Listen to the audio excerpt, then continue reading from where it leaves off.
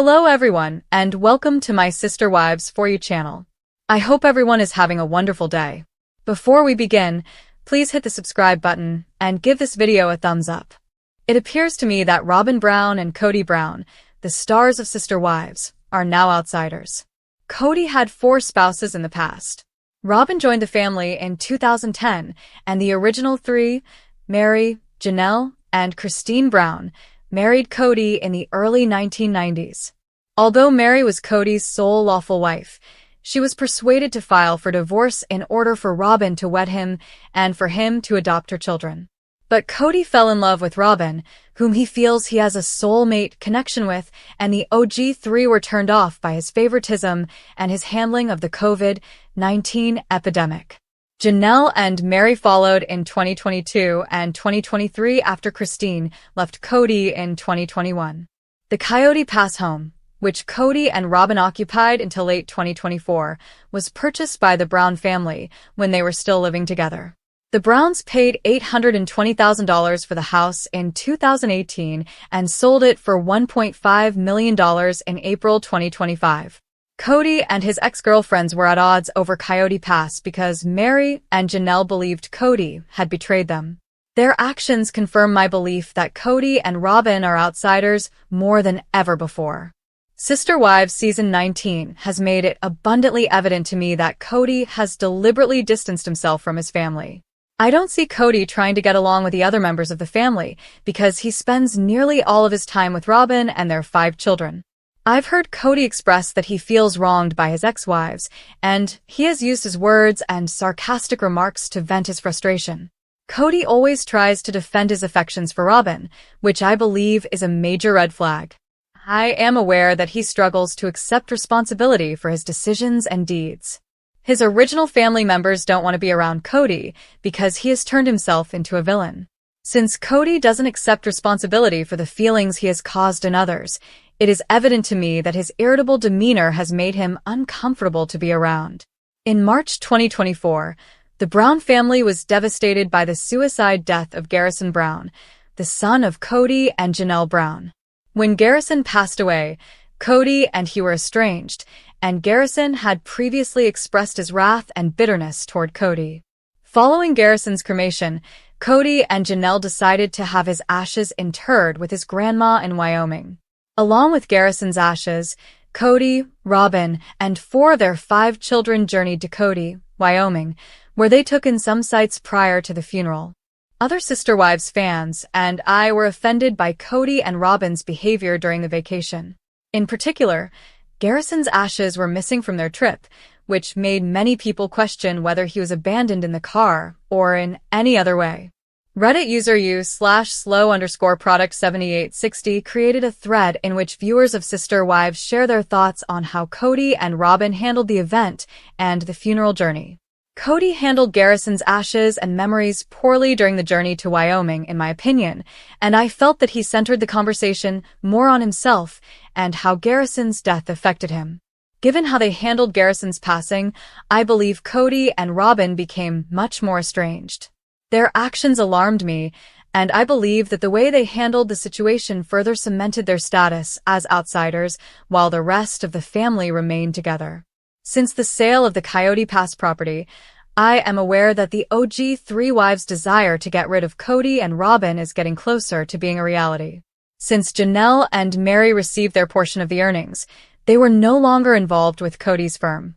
Children are the only topic that Kody and his ex-partners need to discuss these days, but Kody has also been distant regarding them. Kody has always loved the limelight, but he is resentful of his prior 3 wives' departure. Kody is a monogamist without sister wives and polygamy, which lessens his significance to the show's premise. Since their relevance is waning and viewers, in my opinion, are more interested in the lives of Meri, Janelle, and Christine, Kody and Robyn, his sole wife, are marginalized on Sister Wives.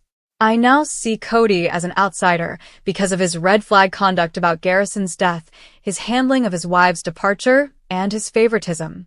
Kody Brown, star of Sister Wives, goes to a new level of toe-curling behavior as he explains his love for Robyn Brown with an odd analogy.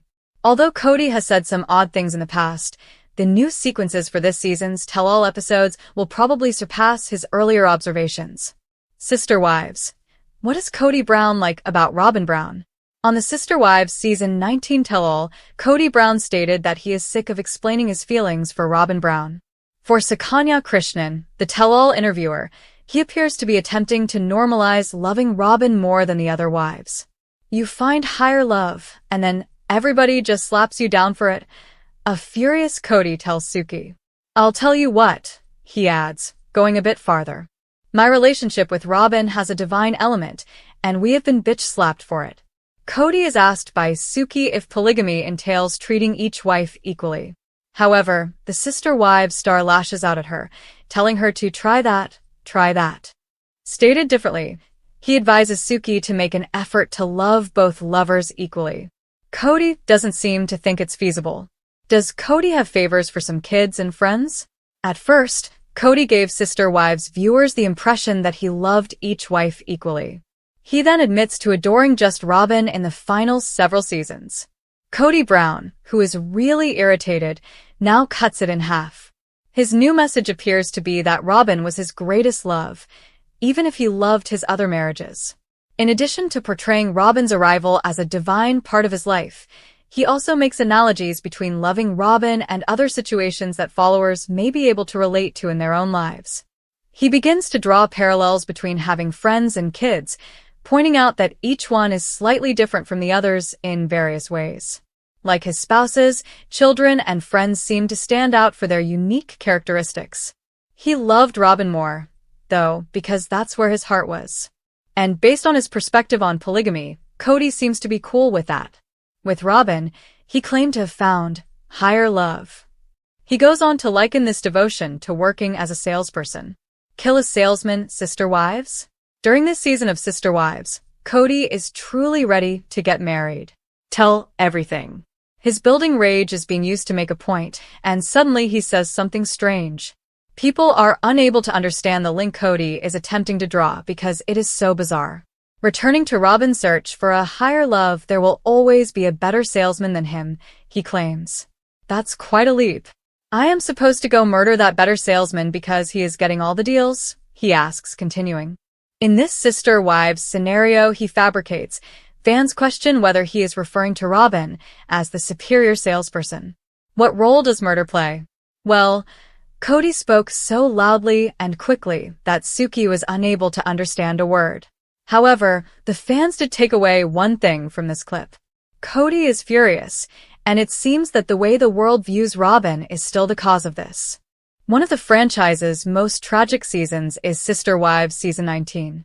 Garrison Brown died tragically in the last episodes. In Wyoming, Kody got back together with his ex-wives to bury Garrison beside Janelle's mother. As the family gave their last condolences for Garrison, TLC was able to capture their last moments. However, other admirers wanted to know what the guys had spilled on his grave. To find out what it was, continue reading. Sister Wives. Kody Brown excavates the grave of his son. Kody was among the first individuals to reach the final burial place of his kid. To dig his son's tomb, he brought shovels and other tools. The Sister Wives actor says he thinks it's appropriate to bury Garrison next to his mother Cheryl's grave because he feels she raised him more than any of the other siblings. During his discussion about the time he spent excavating Garrison's grave, Kody couldn't help but cry. He went on to say that he wanted to pay as much tribute to him as he could, but several viewers were conflicted by his remarks, believing that Kody ought to have done so while his kid was still living. Poured something on Garrison's grave. In Garrison's funeral episode, the family paid their respects and sent their parting thoughts. However, many were drawn to Garrison's performance of his own homage to his brother. He gave him a tag and promised to keep it with him always in remembrance of Garrison. Some family members laughed when the Sister Wives star poured something from a short while later. What it was the subject of a social media thread. However, after posting on Instagram that Garrison adores the canned energy drink White Monster, Audrey seemed to put an end to the questioning. Some were relieved because they initially believed it to be alcohol. In any case, the White Monster is still not as healthy, according to the OP. Additionally, I believe that during COVID, Christine gave him a monster case for his birthday. It is most likely a well-known fact among his family members. My acquaintance, who was once an alcoholic, is now sober and now consumes monsters in excess. Although it's not healthy, it's a common switch, and I won't pass judgment if it works for them. Audrey's post brought me to tears. Damn it. Every syllable reflects their anguish and love. Garrison, good luck. I could definitely identify the white monster. My husband adores them. Every time we visit, though, my grandfather wanted us to pour a beer on his grave.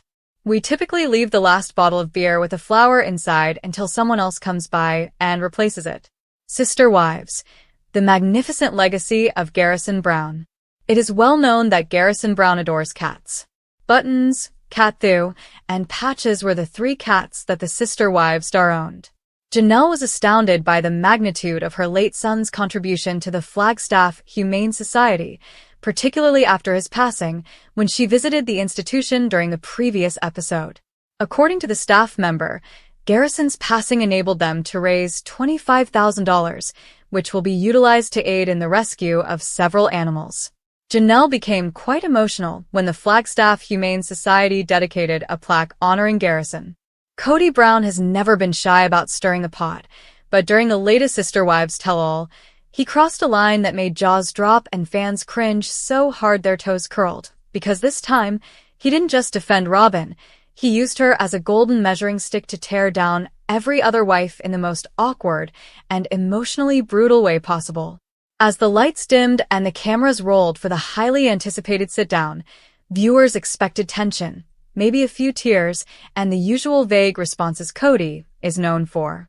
What they didn't expect was a barrage of comparisons that felt less like a man processing his complex polygamous past and more like a husband on a loyalty crusade to glorify one woman while indirectly, sometimes blatantly, dismissing the others. From the moment he opened his mouth, it was clear Kody was ready to rewrite history in Robyn's favor, and it wasn't subtle. With a tone that ping-ponged between defensive and oddly smug, Kody praised Robyn for being loyal, submissive, and respectful of my role as the head of the family, throwing out phrases that felt plucked straight from a 1950s marriage manual, and fans were left slack-jawed as he contrasted Robyn's behavior with veiled and not so veiled criticisms of Meri, Janelle, and Christine. He painted Robyn as the model wife, the standard every other woman had failed to meet, even as he tried to pretend he wasn't pointing fingers. But come on, when you say one wife is the only one who truly understood the family structure, and another undermined you at every turn, you're not being neutral. You're airing dirty laundry and steamrolling through people's dignity with a grin. The most toe-curling part came when Kody described how Robyn communicates with love and never made me feel disrespected, which might sound sweet until you realize he only brought it up to imply the other wives didn't do the same. It was painful to watch as he recounted how Robyn takes care of me in a way the others never could, with an eerie sense of satisfaction that made it clear he wasn't just praising Robyn, he was weaponizing her. And viewers noticed. Social media lit up like wildfire with posts accusing Kody of emotional manipulation, favoritism, and gaslighting. Christine, who's finally free and thriving post-divorce, was essentially reduced to a footnote in Kody's narrative. He scoffed at her decision to leave, calling it impulsive and emotionally immature, before praising Robyn for sticking through the hard stuff and never giving up on me, as if enduring dysfunction is the same as commitment. Then came the kicker. When asked if he regretted how things ended with his other wives, Kody replied, "I regret that they didn't value what Robyn values," which might be the most backhanded slap in Sister Wives history. And when Meri's name came up, Meri, who clung to their unraveling marriage for years, Kody dismissed it with a cold shrug and a vague comment about emotional distance, before circling back to how Robyn, unlike the others, never betrayed the family. Cue the awkward silence, the uncomfortable squirming, and the collective disbelief of fans who saw a man not owning up to his part in the wreckage, but instead comparing apples to oranges while pretending he was offering insights. The comparisons didn't stop at character traits either. Kody delved into parenting, decision-making, communication. Every category became a scoreboard with Robyn winning every round. He made it clear that she listens better, supports him more, challenges him less, and is aligned with his values. And while he tried to frame it all as a harmless reflection of why they work well together, it was impossible to ignore the unspoken truth. He was throwing his past wives under the bus to elevate the one he never stopped favoring. It's not news to longtime viewers that Robyn was always the favorite, but hearing Kody justify it with such unapologetic enthusiasm was a whole new level of uncomfortable. And the worst part? Robyn just sat there, eyes darting, expression unreadable, not once stepping in to say, "Hey, maybe we shouldn't frame this in a way that diminishes the others." The silence spoke volumes. This wasn't just a man speaking his truth. This was a man reshaping the narrative, clutching onto his last relationship, and propping it up by tearing the rest down. And fans saw right through it. Kody's idea of love is obedience, one fan tweeted. Another wrote, "He's not praising Robyn, he's blaming everyone else for not being her." The toe-curling comparisons became the theme of the entire tell-all, whether he was conscious of it or not, and left viewers with a bitter taste. Because in a story about plural marriage, love, faith, and supposed unity, Kody's version of events felt more like a one-man loyalty cult. He turned a moment of reflection into a campaign ad for Robyn, while alienating the women who had once built his world. He even went so far as to describe Robyn's presence as calming compared to the emotional chaos he experienced in his other marriages, another thinly veiled dig that suggested the others were the problem, never him. The gall. The gall to sit on national television and act as if he didn't play a massive role in the disintegration of his plural family, while painting Robyn as the perfect partner and everyone else as flawed and unworthy. It was infuriating. It was revealing. And it was downright painful to watch. Not because it was surprising, but because it confirmed what many have long suspected. Kody doesn't just love Robyn more. He uses her as a mirror to reflect what he wishes the other wives had been. And that isn't love. It's projection. It's control. And it's exactly why Christine, Janelle, and Meri are better off without him. By the end of the tell-all, it wasn't hard to see what had happened. Kody didn't give fans clarity. He gave them a masterclass in favoritism and blame-shifting. His words were laced with resentment and revisionism, and the only thing more toe-curling than the comparisons was the smug certainty with which he delivered them. If he thought this would earn him sympathy, he was dead wrong. Because all it did was expose how little he's grown and how much he still clings to the one relationship that lets him feel like a king. And while he sat there applauding Robyn for qualities she may very well possess, it was at the expense of the women who endured decades of his chaos. That's not appreciation. That's erasure. And the fans? They've had enough. They wanted Suki to challenge him harder. They wanted anyone to call out the emotional gymnastics. But even if the tell-all didn't deliver accountability, it delivered something else, a crystal-clear portrait of who Kody has become. A man so fixated on being right, he can't see how wrong he really is.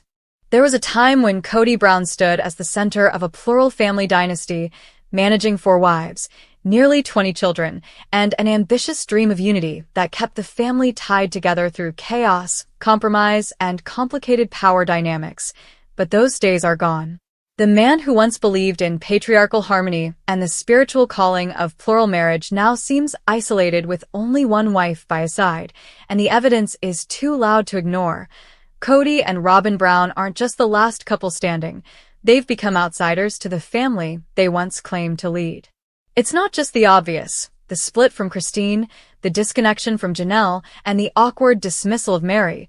It's the subtle moments, the body language, the absence from major life events, and the emotional walls that seem to be growing taller by the day. The signs are everywhere, and they're red flags flapping in the Arizona wind. For starters, look at family celebrations. Christine recently hosted a huge wedding for her daughter Michaelty, and who was noticeably absent. Kody and Robyn. Sure, there were explanations, sure there were excuses, but the underlying truth couldn't be masked. Kody and Robyn weren't invited to share in one of the most joyous milestones in their grandchild's life. This isn't just missing a dinner. It's social exile in plain sight. And it's not an isolated incident. Kody and Robyn have been gradually phased out of the family's collective life, with Christine and Janelle forming their own new matriarchal unit, one focused on healing, bonding, and being present for their kids and grandkids, while Kody and Robyn seem to linger in a lonely corner of Coyote Pass, emotionally marooned. Red flag? Absolutely. And let's not forget the infamous tell-all interviews, where both Janelle and Christine all but confirmed that they no longer speak to Kody or Robyn, and Meri, once the most loyal, quietly exited stage left, revealing that her marriage had been dead for years. Kody spun the narrative his usual way, blaming disloyalty, disrespect, and the family's refusal to function as a team, but his words sounded hollow.